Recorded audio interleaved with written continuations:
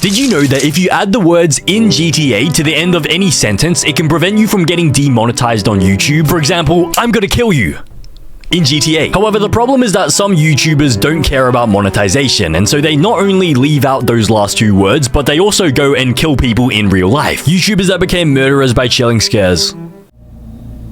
The Gunnar Runar 87 channel. The Gunnar Runar. Jesus Christ. So this guy is an OG Gunnar. And he also looks like a Gunnar. Bro, who sets their profile picture as the exact same image as the thumbnail of their very first video? The Gunnar Runar 87 channel on YouTube seems oddly wholesome at first glance. It's owned by an Icelandic boy named Gunnar Runar Sigthorsson. Wait, his name is actually Gunnar. His first name is Gunnar. That's literally his birth name. His parents looked at him when he was born and they decided this guy's going to become the Gunnar of all time. This guy's going to become a D1 Olympic Gunnar. He's going to represent Iceland in the Gunnar Olympics and he's going to make our country proud. And contains a single 3.5-minute video of him confessing his feelings to the girl he loves. The title translates to English as My Confession to Hildur. In it, so he who, says the Austrian things painter? like, Hún án efa sérstakasta manneskja sem ég nokkuð tímann hitt. Ég verð svo ótrúlega glaður bara að vera nálægt henni. Það þarf ekki meira. Og þetta ætlað þér því að ég held sig orðin ástfangin með þér. However, this seemingly heartfelt love letter turned out to be the key to solving one of the most horrific crimes in recent Icelandic history. And it all led back to Gunnar and the troubled life he had as a child. Okay, so let me guess. So this Gunnar got rejected by his crush and then he went on a bit of a killing spree. But I mean, no offense, I don't blame the crush for rejecting you. Like, I mean this in the most polite and respectful way possible. But yeah, like maybe you should just stick to gooning. You see, Gunnar didn't have a mother growing up, resulting in him getting extremely close with his father. However, on the night of September 20th, 1996, when Gunnar was just 9 years old, his father decided to end it all using a gun. What made this already messed up situation even worse was the fact that Gunnar was in the room with his father and witnessed everything. And then he started gooning to his father's dead body on the ground. Unsurprisingly, this took a heavy toll on Gunnar's mental health. He withdrew from the world and refused to accept his father's death as reality. Everything seemed hopeless for Gunnar. That is until primary school, when he met a girl named Hildur and instantly became infatuated with her. He'd admired her throughout school and into adulthood, but never found the courage to make a move, fearing he'd lose his only close friend. However, things changed in 2009 when Hildur got engaged to a man named Hannes. This gave Gunnar the push to do something about his feelings. But given his shy personality, he still couldn't confront Hildur directly. So, in March of 2009, he created a YouTube channel and uploaded his confession on there. Hildur never reciprocated his feelings, but the two remained friends. I mean, like I said before, no disrespect, but I sort of see why your crush sort of didn't reciprocate the feelings. No offense, of course. Maybe if you spent less time gooning and more time at the gym, it would have worked out better. No offense, of course. No offense, but yeah, just a thought. Even Hannes, Hildur's now husband, didn't seem to mind Gunnar's company, something he likely regretted deeply just a year later. It all went down on the 14th of August 2010. Hildur was invited to a party that Gunnar was attending as well. But things got a bit out of hand and Hildur ended up drinking too much and passing out.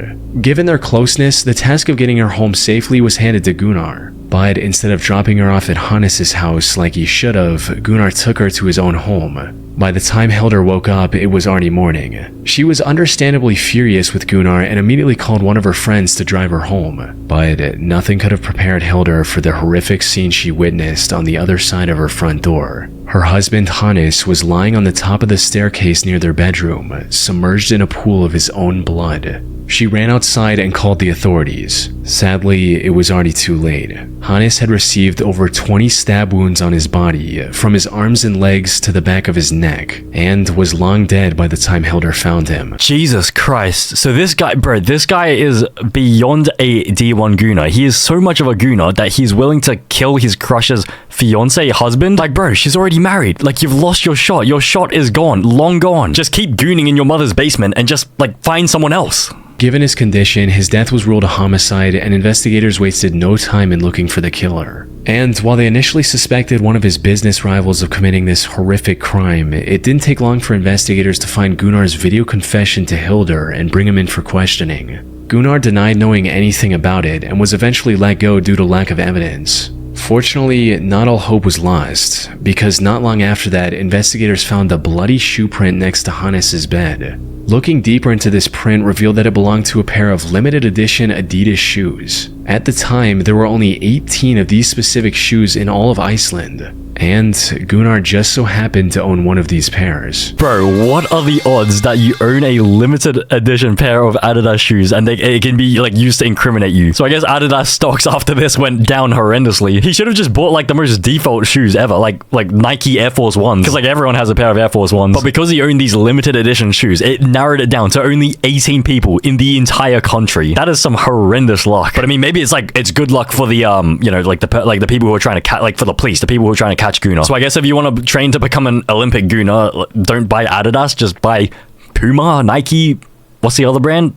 What other sports brands exist? This was enough evidence to detain him once again. This also gave investigators the authority to do a thorough search of his belongings, resulting in them finding residue of Hannes's blood on his shoes, as well as in his car. Once presented with this evidence, Gunnar confessed to the murder. He also revealed that he'd been planning it for months, and even shoplifted the items he intended to use to avoid purchase records linking back to him. Damn. And while he didn't admit to it, Hildur also suspected him of spiking her drink that night, since she usually never passed out like that. After committing the crime, he also drove to a nearby pier and dumped items used in the crime into the sea to get rid of any evidence. It was a well thought out plan, since he was only caught because the garbage bag he used to hide his shoe prints tore open as he walked. As for his motive, it was just as everyone had expected, with him making it clear during the investigation, stating, "I loved Hildur. She was supposed to be with me. She was not supposed to be with him." Surprisingly, he was found not guilty during his first trial on March 1, 2011 by reason of insanity stemming from his messed up childhood. Bro, how could he possibly be like not guilty? Didn't he just admit he did it? And look at him, bro, he's just staring at me in the face. That is scary. Those are the eyes of a serial killer. So he's claiming he's insane. So maybe he's so much of a gooner that like he can claim insanity. So maybe gooning is saving him in this situation. However, the prosecution argued that he was fully aware of his actions and escalated the case to the Supreme Court of Iceland. Gunnar was found guilty on this second trial and was sentenced to 16 years in prison. This was already lenient given the brutality of his crime, yet he ended up serving only half of that sentence as well. What? He was released under supervision in July 2019 and now works at a local warehouse. Wait, so you're telling me this freaking Gunnar only got 8 years in prison because he only had to serve half the sentence, so he only had to do 8 years in prison for brutally murdering his crush's husband? That is a messed up legal system. Iceland, that is insane. How did this guy manage to pull it off? Maybe he gooned so hard in court that his goon juice like shot into all the jurors' eyes, and so they were blinded. They couldn't see the evidence properly. And so ultimately, in the end, gooning saved this guy. Gooning saved this guy. Gooning reduced his sentence from 16 years to 8 years. That is insane. Diana Lovejoy was a successful technical writer living in the town of Carlsbad, California with her husband Greg Mulvihill. However, while her corporate job paid the bills, Diana's true passion was becoming a triathlon athlete and documenting her journey on video, resulting in her eventually starting her own fitness blog called Lovejoy Fitness and a YouTube channel by Okay, I'm not gonna lie. Lovejoy, like lovejoy.com, I swear that is some sort of like corn website or something. Let me just double check. Okay, it's not, but for some reason, wait, if you search up lovejoy.com, it says don't panic.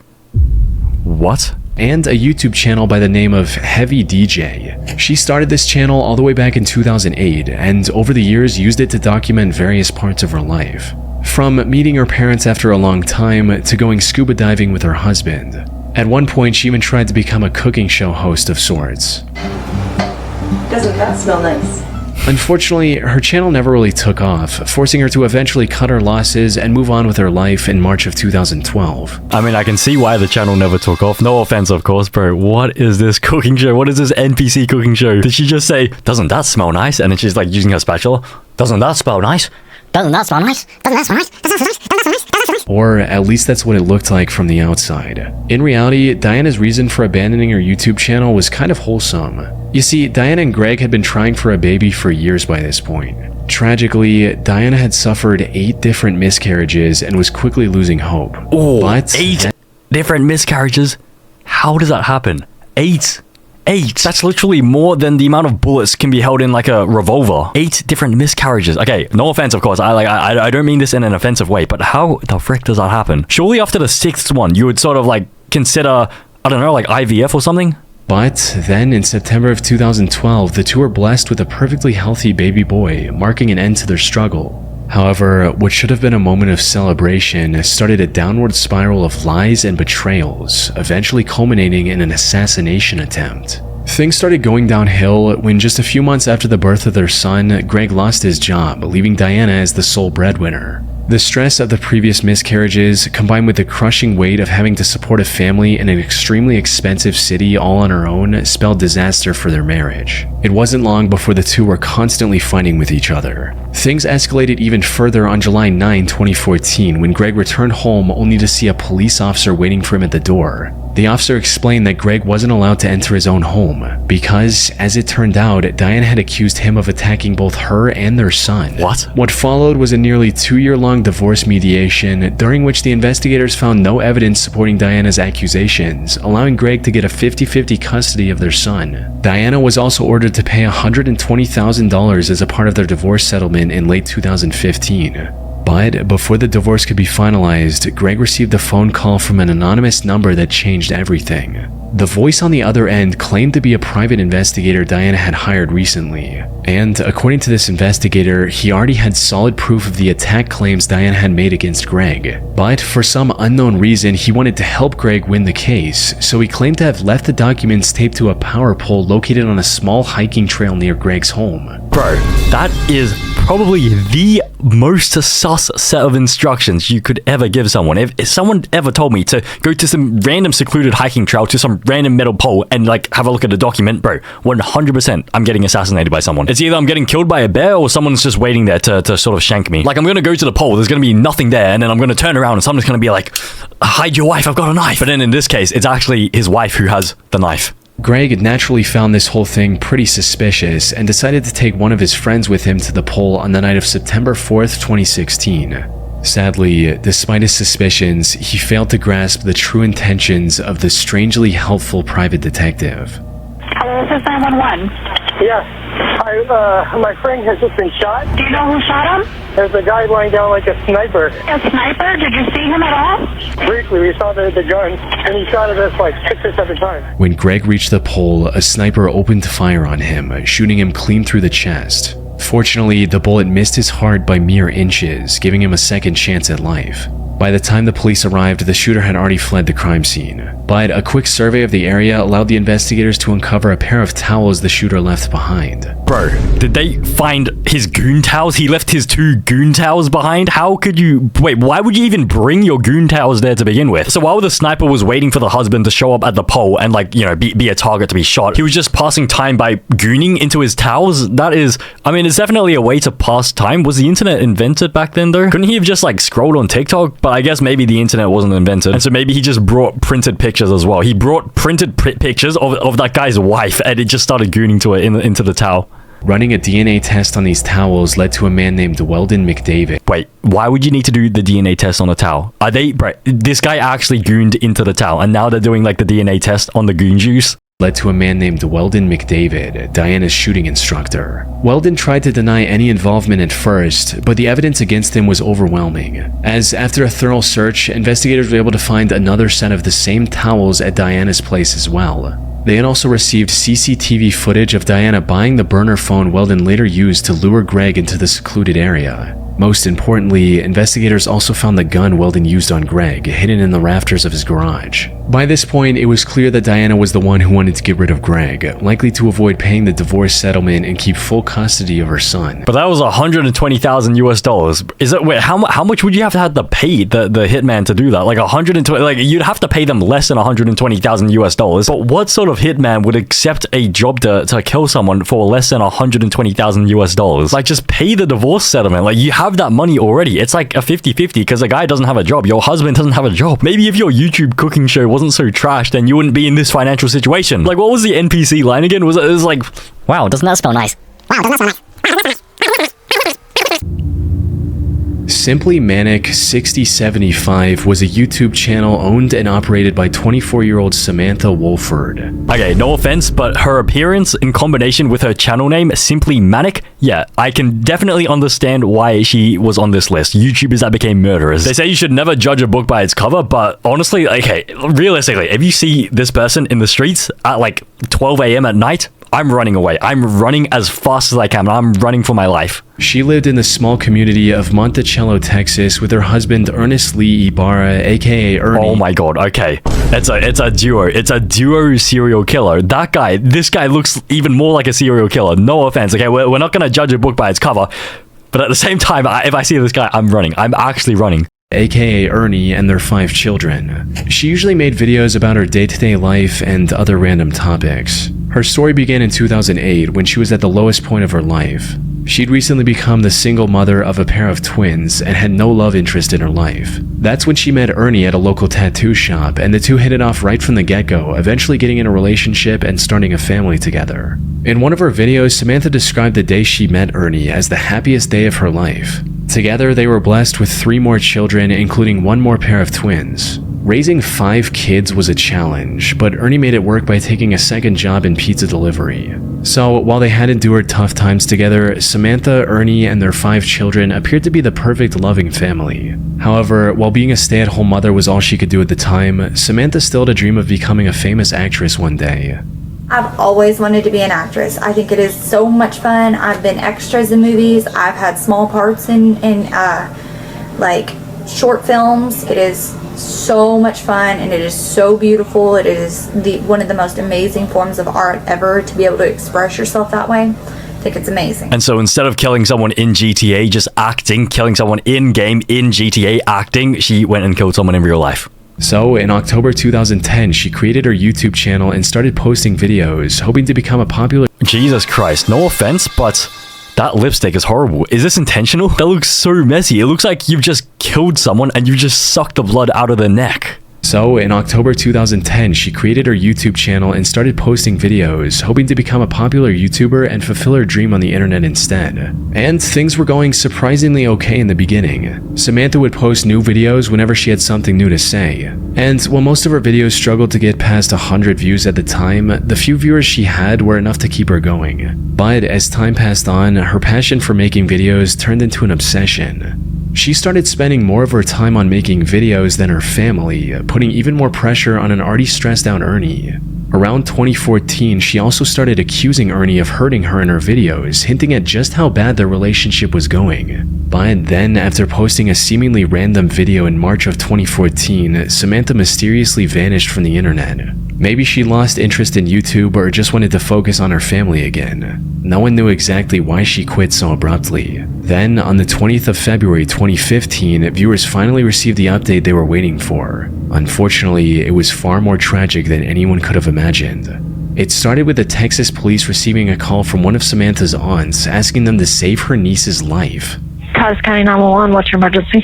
I have a home invasion. My niece is tied up.